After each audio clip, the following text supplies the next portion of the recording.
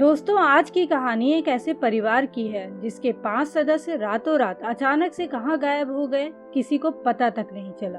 और हद तो तब हो गई जब इस केस की छानबीन करने आए पुलिस वाले भी परिवार को सिर्फ दिलासा देने का काम कर रहे थे। लेकिन जब ये केस सॉल्व हुआ तब गांव वालों के साथ साथ पुलिस वाले भी चौंक गए। तो अब आखिर उस परिवार के गायब हुए 5 सदस्यों के साथ ऐसा क्या हुआ था जिससे सभी गांव वालों के दिल दहल गए थे, वो सब कुछ जानेंगे आज की इस कहानी में। पर उससे पहले अगर आपको ऐसी रियल और इंटरेस्टिंग क्राइम स्टोरी सुनना पसंद है तो हमारे चैनल को सब्सक्राइब कर लें और सब्सक्राइब बटन के बगल में बनी घंटी को दबाना ना भूलें। तो चलिए शुरू करते हैं। दोस्तों, ये कहानी है मध्य प्रदेश के देवास जिले की। देवास जिले में एक गांव है नेमावर, जहां मोहनलाल कासदे और उसका परिवार रहता था। मोहनलाल कासदे के परिवार में मोहनलाल को लेकर टोटल 7 सदस्य थे, जिनमें से उनकी पत्नी ममता बाई उम्र करीब 45 साल, सबसे बड़ी बेटी भारती उम्र 22 साल, उनकी मझली बेटी रूपाली उम्र 21 साल, उनकी छोटी बेटी दिव्या उम्र करीब 14 साल और इसके साथ ही मोहनलाल के एक रिश्तेदार के 2 बच्चे पूजा और पवन भी उनके साथ रहते थे। 13 मई 2021 की सुबह मोहनलाल कासदे और उनकी बड़ी बेटी भारती को छोड़कर बाकी परिवार के पूरे 5 सदस्य अचानक से गायब हो जाते हैं। सारा दिन बीत जाता है, रात भी बीत जाती है, लेकिन उन सभी का कोई पता नहीं चलता। मोहनलाल इस बात की चर्चा पूरे गांव में करते हैं, लेकिन गांव में भी परिवार के गायब हुए 5 सदस्यों की कोई जानकारी नहीं मिलती है। समय बीतने के साथ साथ सभी की चिंताएं भी बढ़ती जा रही थी। पूरे गांव, रिश्तेदारों और दोस्तों में पूछ लेने के बाद भी कोई जानकारी नहीं मिलती है। सब यही सोचते हैं कि आखिर अचानक से परिवार के 5 सदस्य कहां चले गए। तमाम कोशिशों के बाद भी मोहनलाल को सिर्फ निराशा हाथ लगती है। अगले दिन 14 मई को परिवार के बचे हुए सदस्य पुलिस थाने जाकर गुमशुदगी की एक FIR दर्ज कराते हैं। इसके बाद जब पुलिस इस केस की छानबीन करती है तब पुलिस को भी यही लगता है कि परिवार के 5 सदस्य कहीं चले गए हैं और कुछ दिनों के बाद वापस लौट आएंगे, क्योंकि एक तो मोहनलाल की गांव में किसी से कोई दुश्मनी नहीं थी और दूसरी ओर परिवार की सबसे बड़ी बेटी भारती को लगातार अपनी बहन रूपाली के फोन से मैसेजेस भी आ रहे थे। उन मैसेजेस में ये लिखा होता था कि हम सब ठीक हैं, तुम चिंता मत करना और कुछ दिन में हम लोग वापस आ जाएंगे। अब इन्हीं मैसेजेस के चक्कर में पुलिस इस केस को बहुत हल्के में ले लेती है और अपनी छानबीन को रोककर मोहनलाल और उनकी बड़ी बेटी भारती को ये दिलासा देने लगती है कि वो लोग कहीं गए होंगे किसी काम से और कुछ दिन बाद वापस आ जाएंगे। पर क्या सचमुच ये मैसेज लापता लड़की रूपाली ही कर रही थी या उसके नाम से कोई और? ये पता लगाने की कोशिश पुलिस उस समय कतई नहीं करती है, जिसकी वजह से इस केस की असली कहानी से पर्दा उठने में करीब 47 दिन का समय लग जाता है। खैर, परिवार के लोग परेशान होकर हफ्ते 2 हफ्ते तक पुलिस के चक्कर काटते रहते हैं, लेकिन उन्हें किसी भी प्रकार की कोई जानकारी हाथ नहीं लगती है। जब करीब 1 महीने तक भी किसी का पता नहीं चल पाता है तब गांव के लोगों में आक्रोश उठने लगता है। गांव के लोग और रिश्तेदार मिलकर आवाज उठाते हैं और विरोध प्रदर्शन करते हैं। धीरे धीरे ये मुद्दा गांव का एक अहम मुद्दा बन जाता है और अब इस केस में पॉलिटिकल पार्टियां भी इन्वॉल्व होने लगती हैं। पॉलिटिकल दबाव में ये मामला बहुत गंभीर बन जाता है, जिसकी वजह से सभी बड़े बड़े आला अफसर भी इस केस में पुलिस पर दबाव डालने पर मजबूर हो जाते हैं और तब जाकर पुलिस वाले इस केस की छानबीन सीरियसली करना शुरू करते हैं। पुलिस परिवार के सभी गुमशुदा लोगों के पोस्टर छपवाती है और जगह जगह पर लगवा देती है। साथ ही पुलिस लापता रूपाली का मोबाइल नंबर भी ट्रैक करती है, जिससे पुलिस को ये पता चलता है कि उस मोबाइल की आखिरी लोकेशन गांव के ही पास में है और बार बार उसकी लोकेशन बदल रही है। इसके बाद पुलिस को फिर अपना पक्ष रखने का मौका मिल जाता है कि मोबाइल की लोकेशन के हिसाब से वे सभी लापता लोग यहीं कहीं हैं और जिंदा हैं। कुछ दिन और बीतते हैं, लेकिन अभी भी उन 5 लोगों का कोई सुराग पुलिस को नहीं मिलता है, जिससे गांव वालों का गुस्सा पुलिस पर और ज्यादा बढ़ने लगता है। देवास पुलिस की लगातार नाकामयाबी के चलते ये केस उज्जैन की पुलिस को ट्रांसफर कर दिया जाता है। उज्जैन और देवास दोनों की पुलिस मिलकर गांव के लोगों से फिर पूछताछ करती है और तब उन्हें इस केस में पहली बार एक नया नाम सुनने को मिलता है। दरअसल पुलिस को खबर मिलती है कि मोहनलाल की लापता बेटी रूपाली कासदे का गांव के ही किसी लड़के सुरेंद्र सिंह राजपूत के साथ अफेयर चल रहा था। दोनों अक्सर गांव वालों से छुप छुपाकर मिलते भी थे। कुल मिलाकर गांव वालों को सुरेंद्र सिंह और रूपाली के प्रेम प्रसंग के चलते सुरेंद्र पर शक जा रहा था। पुलिस ये सब बातें सुनने के बाद तुरंत सुरेंद्र और उसके दोस्तों से पूछताछ करती है, लेकिन सुरेंद्र इस बात से साफ साफ इनकार कर देता है। जब पुलिस सुरेंद्र और उसके दोस्तों की 13 मई और उसके बाद की मोबाइल की लोकेशन ट्रैक करती है तो उन्हें उसी गांव की लोकेशन मिलती है। घटना के बाद से वो सभी गांव में ही घूम रहे थे। उनमें से कोई भी गांव के बाहर नहीं गया था, जिससे पुलिस को ये लगता है कि सुरेंद्र का इस केस से कोई लेना देना नहीं है, क्योंकि 13 मई के बाद सुरेंद्र गांव में ही था, तो वो 5 लोगों को गायब करने जैसी घटना को अंजाम कैसे दे सकता है। सुरेंद्र से पूछताछ के बाद पुलिस फिर वहीं पर आकर अटक जाती है कि आखिर लापता लोग गए तो गए कहाँ।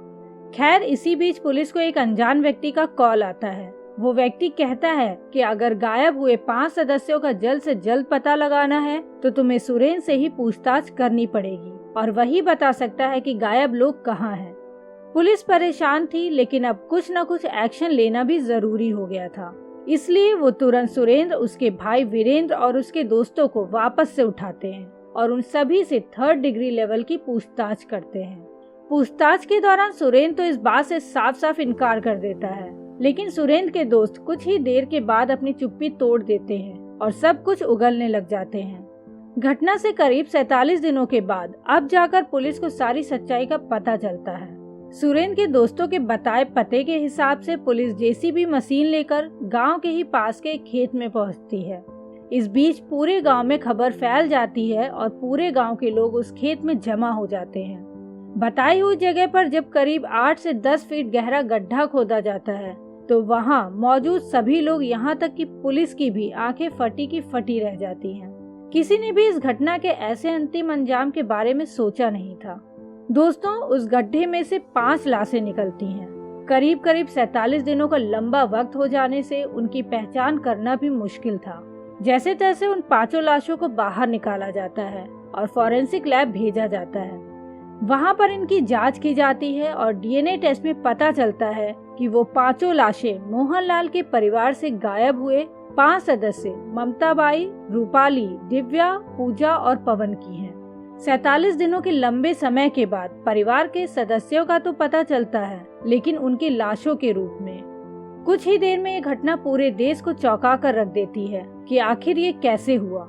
कैसे एक गरीब परिवार जिसका किसी से कोई झगड़ा नहीं, किसी से कुछ लेना देना नहीं, आखिर क्यों उन्हें मारकर दफना दिया गया? क्यों नाबालिग दिव्या, पूजा और पवन जैसे बेकसूर बच्चों को भी मौत के घाट उतार दिया गया? ये सवाल सभी के जहन में अभी भी घूम रहा था। पुलिस के पास पूरी सच्चाई जानने के लिए सिर्फ एक ही व्यक्ति था और वो था सुरेंद्र राजपूत। पुलिस ने सुरेंद्र से सवाल किए। चूंकि सुरेंद्र की पोल तो खुल चुकी थी, इसलिए उसने सब कुछ उगल दिया। सुरेंद्र बताता है कि इस कहानी की शुरुआत मोहनलाल की दूसरी बेटी रूपाली से स्टार्ट होती है। दरअसल रूपाली और सुरेंद्र एक दूसरे से प्यार करते थे।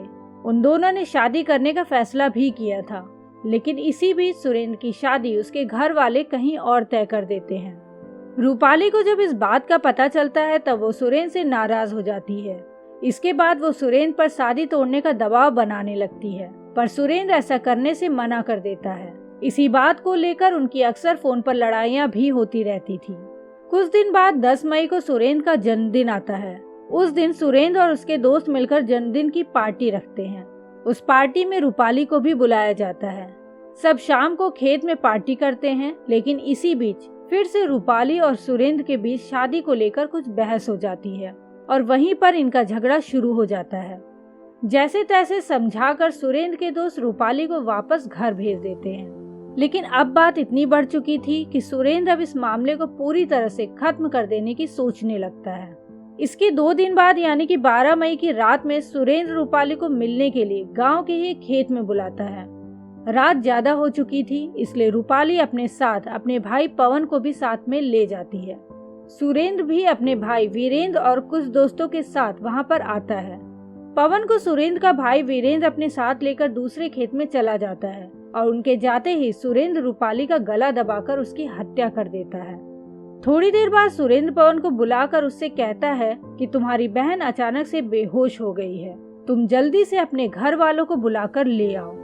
इसके बाद पवन घर जाता है और रूपाली की माँ को सारी बात बताता है और फिर रूपाली की माँ बिना अपने पति मोहनलाल को बताए अपने बच्चों के साथ घटना स्थल पर पहुंच जाती है, जहां सुरेंद्र और उनके साथी इन सबको जान से मारने के लिए तैयार थे। इसके बाद वो लोग रूपाली की माँ, उसकी छोटी बहन और उसके रिश्तेदार के बच्चे पूजा और पवन को मार के उसी खेत में एक साथ सबको दफना देते हैं।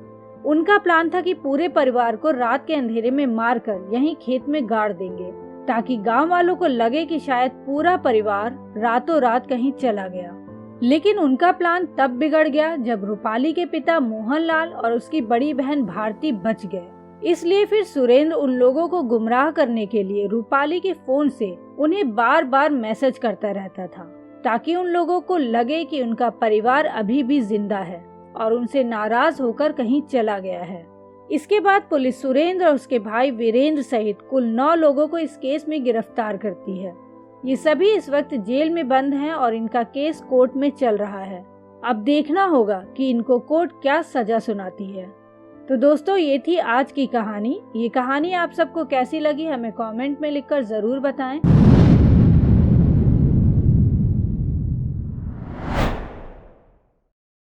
दोस्तों, हमारे क्राइम एक्सप्रेस चैनल में आप सभी का स्वागत है।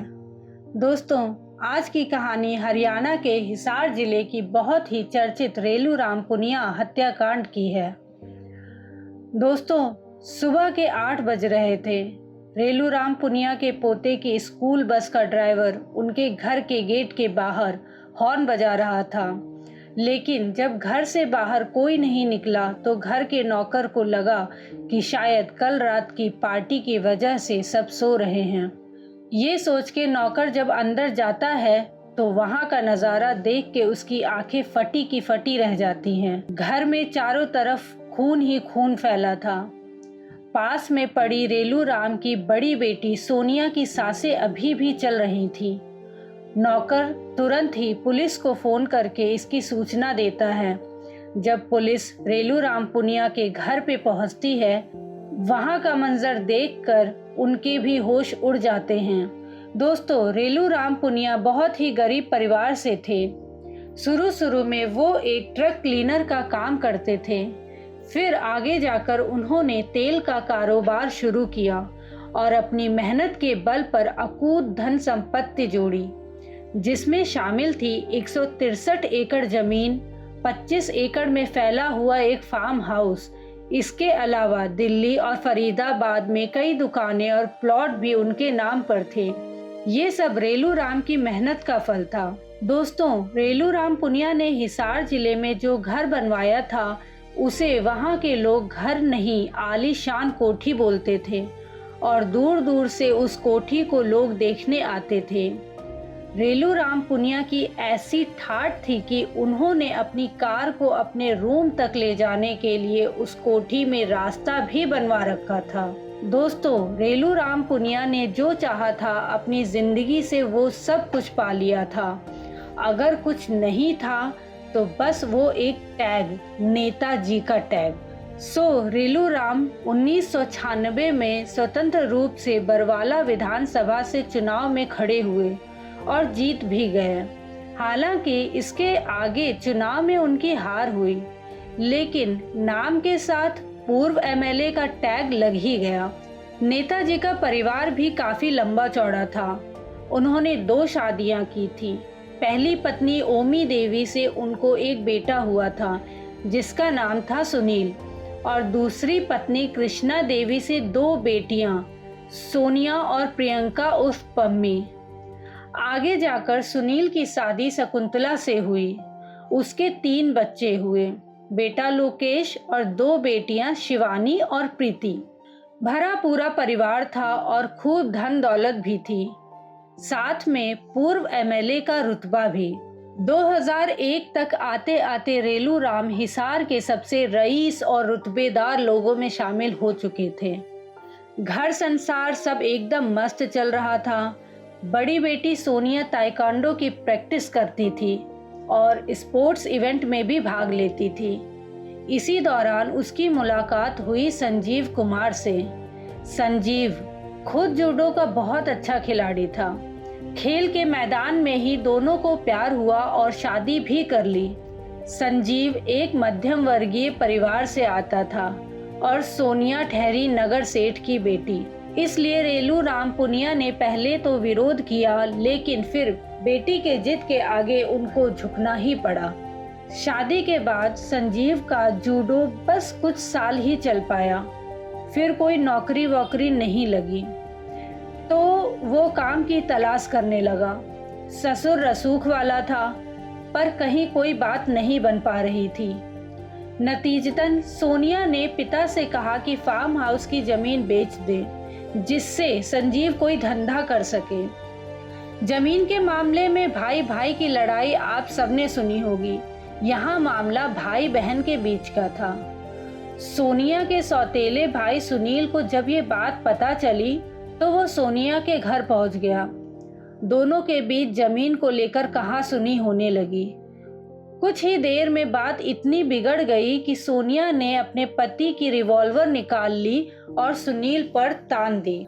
दोस्तों, उस दिन तो कोई अनहोनी नहीं हुई, लेकिन ये अच्छा हुआ या गलत, ये आगे कहानी में आपको पता चलेगा। खैर, इस कहासुनी के बाद सुनील वापस घर चला गया। उधर सोनिया गुस्से से पागल हो रही थी। उसे लगा कि अब सीधी उंगली से काम नहीं चलेगा और अब जायदाद पाने का एक ही रास्ता है, वो ये कि पूरे परिवार को ही रास्ते से हटा दिया जाए। ये बात उसने अपने पति संजीव को बताई, जिसे सुनकर पहले तो संजीव चौंक जाता है और आनाकानी करने लगता है, लेकिन जायदाद के लालच में आकर वो भी तैयार हो जाता है। इस काम को अंजाम देने के लिए 23 अगस्त 2001 का दिन चुना गया। इस दिन सोनिया की बहन पम्मी का जन्मदिन था। दोनों ने सोचा इससे अच्छा मौका उन्हें दोबारा नहीं मिलेगा। उन्होंने बिना रेलू राम को बताए एक पार्टी का इंतजाम किया और पूरे परिवार को फार्म हाउस पे बुलाया। पम्मी स्कूल के हॉस्टल में रहती थी, इसलिए सोनिया हॉस्टल गई और उसे फार्म हाउस ले आई। रात को खूब आतिशबाजी की गई, खूब गाना बजाना हुआ। देर रात खाने के बाद जब घर के सारे नौकर सोने चले जाते हैं, तब सोनिया सबको बोलती है कि आज वो बहुत खुश है और वो सबके लिए खीर बनाएगी और बिना खीर खाए वो किसी को सोने नहीं देगी। परिवार के सभी सदस्य बहुत खुश थे, तो वो सब भी सोनिया की इस जिद को आसानी से मान जाते हैं। खीर खाने के बाद सब सोने चले गए, लेकिन उन्हें पता नहीं था कि सोनिया ने खीर में अफीम मिलाई थी, जिससे सभी लोग बेहोश से हो गए थे। सोनिया ने संजीव से कहा, यही मौका है, अपनी रिवॉल्वर ले आओ। संजीव ने जवाब दिया कि घर में कुल 8 लोग हैं और रिवॉल्वर में सिर्फ 6 गोलियां। इसके बाद सोनिया गैराज में गई और लोहे का एक रॉड ले आई और फिर शुरू हुआ सोनिया और संजीव का खूनी खेल। सबसे पहले दोनों रेलू राम के कमरे में गए, जो गहरी बेहोशी में था। सोनिया ने संजीव को लोहे की रॉड पकड़ाई और अपने पिता के सर पर वार करने को कहा। संजीव ने रेलू राम के सिर पर रॉड से 2 वार किए। पिता के बाद अगली बारी माँ की थी। कृष्णा देवी का कमरा बगल में ही था। दोनों उनके कमरे में गए और सोनिया ने एक तकिया लेकर कृष्णा देवी के मुंह पर रख दिया।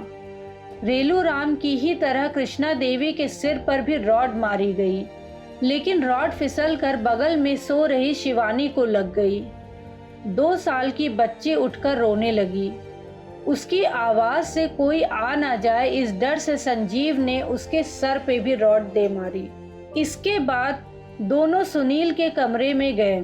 सुनील कद काठी में अच्छा था, इसलिए पहले दोनों ने उसके हाथ पैर बांधे और उसके भी सिर पर रॉड से वार किया। सुनील की पत्नी शकुंतला और छोटी बहन पम्मी को भी इसी तरह बेरहमी से मार दिया गया।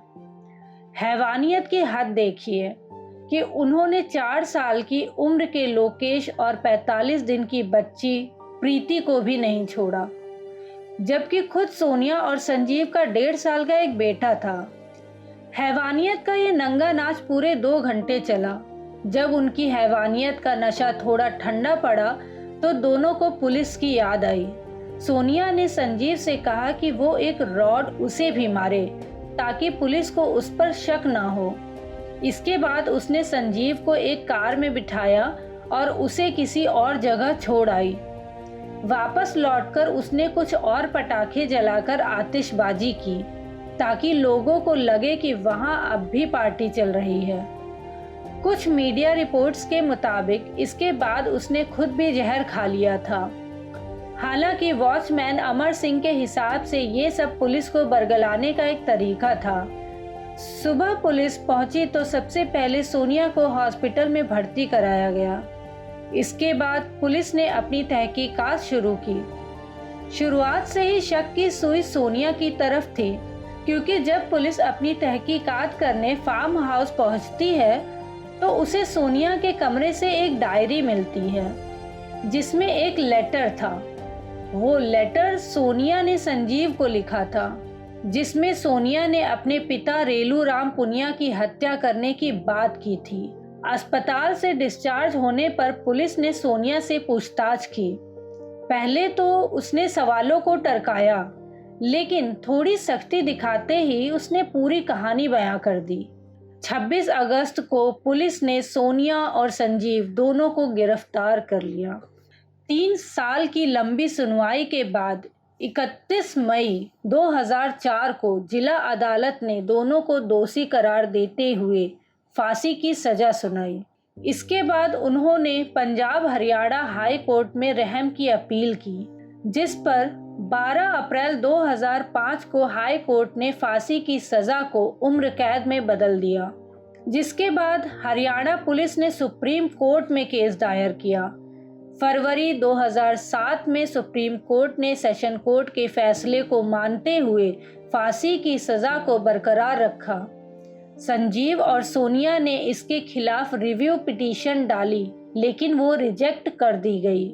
मामला फिर जिला कोर्ट पहुंचता है, जहां फांसी की तारीख 26 नवंबर 2007 तय की गई, लेकिन फांसी हो ना सकी क्योंकि संजीव और सोनिया के पास एक आखिरी रास्ता और था। दोनों ने राष्ट्रपति से क्षमा याचना की अपील की और ये अपील राष्ट्रपति ऑफिस में कई सालों तक पड़ी रही। राष्ट्रपति प्रणब मुखर्जी ने 2013 में सोनिया और संजीव की क्षमा याचिका को खारिज कर दिया। अभी वो लोग अपने फांसी का इंतजार कर ही रहे थे कि उधर 21 जनवरी 2014 को सुप्रीम कोर्ट ने एक ऐतिहासिक फैसला दिया, जिसके अनुसार जिन मामलों में फांसी की सजा में 5 साल या उससे ज्यादा की देरी हुई है, उनकी फांसी की सजा को उम्र कैद में बदल दिया जाए। सुप्रीम कोर्ट ने कुल ऐसे 15 मामलों को चुना। सोनिया और संजीव की अच्छी किस्मत कहिए कि उनका केस भी इस लिस्ट में शामिल था। हालांकि दोस्तों, अगर सोनिया को फांसी हो जाती तो उसका नाम इतिहास में लिखा जाता, क्योंकि आज़ाद भारत की पहली ऐसी महिला होती जिसे फांसी की सजा होती। खैर, जो हुआ ठीक ही हुआ। ऐसी घिनौनी मानसिकता वाले अपराधी को इतिहास में जितनी कम जगह मिले उतना ही अच्छा होगा। अब वो दोनों अंबाला जेल में अपनी सजा काट रहे हैं। दोस्तों, आज की कहानी यहीं ख़त्म करती हूँ। हमारे इस प्रयास को लाइक करना ना भूलें। आपको ये कहानी कैसी लगी हमें कमेंट करके ज़रूर बताएं। और क्राइम एक्सप्रेस के इस सफ़र से जुड़ने के लिए हमारे चैनल को सब्सक्राइब भी ज़रूर से ज़रूर करें। मिलते हैं अगली कहानी में, तब तक के लिए बाय बाय, टेक केयर।